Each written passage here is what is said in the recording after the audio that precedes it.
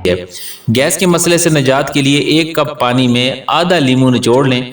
अब इसमें 1 चुटकी काली मिर्च डालें। इस पानी को खाने के बाद दिन में 2 बार पिएं। काली मिर्च के इस तरह के इस्तेमाल से मैदे को बहुत सुकून मिलेगा।